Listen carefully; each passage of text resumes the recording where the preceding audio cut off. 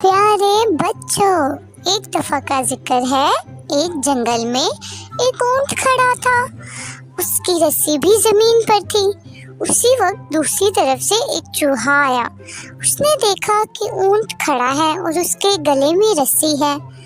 چوہا رسی کے قریب آیا اور اونٹ کی رسی پکڑ کر چلنا شروع ہو گیا، اور اب چوہا آگے آگے اور اونٹ پیچھے پیچھے چل رہا تھا۔ چوہے کی چال ڈھال میں بہت تکبر تھا۔ وہ سوچ رہا تھا کہ جنگل کے اتنے بڑے اور لمبے جانور کو وہ اپنے پیچھے چلا رہا تھا۔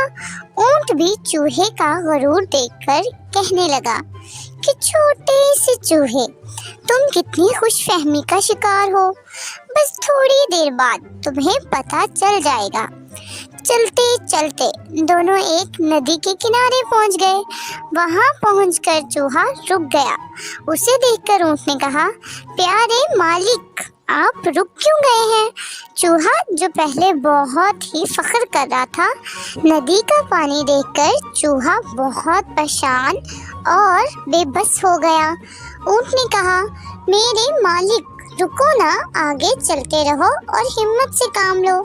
چوہے نے بہت آہستہ آواز میں کہا، پانی بہت گہرا ہے، میں ڈوب جاؤں گا۔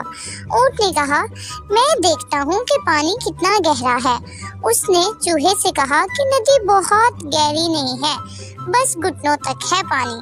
آپ آئیں تاکہ میں آپ کے پیچھے پیچھے چل سکوں۔ یہ سن کر چوہے نے بہت عاجزی اور شرمندگی سے کہا، پانی آپ کے گھٹنوں تک ہے، لیکن میں تو ڈوب جاؤں گا۔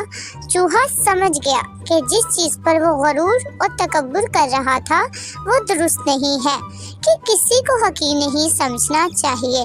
چوہا بہت شرمندہ تھا۔ تب اونٹ نے کہا کہ کسی کو بھی اپنے آپ سے کم نہیں سمجھنا چاہیے، ہر کسی کی اپنی اہمیت ہوتی ہے۔ آؤ اور آ کر میری پیٹھ پر بیٹھ جاؤ۔ چوہا آ کر اونٹ کی کوہان پر بیٹھ گیا اور دونوں نے مل کر ندی پار کر لی۔ تو پیارے بچوں، آپ نے اس کہانی سے کیا سبق سیکھا؟ کہ جو دوسروں کو حقیر سمجھتے ہیں انہیں شرمندگی کا سامنا کرنا پڑتا ہے، کیونکہ پیارے بچوں، ہر کسی کی اپنی اہمیت ہوتی ہے۔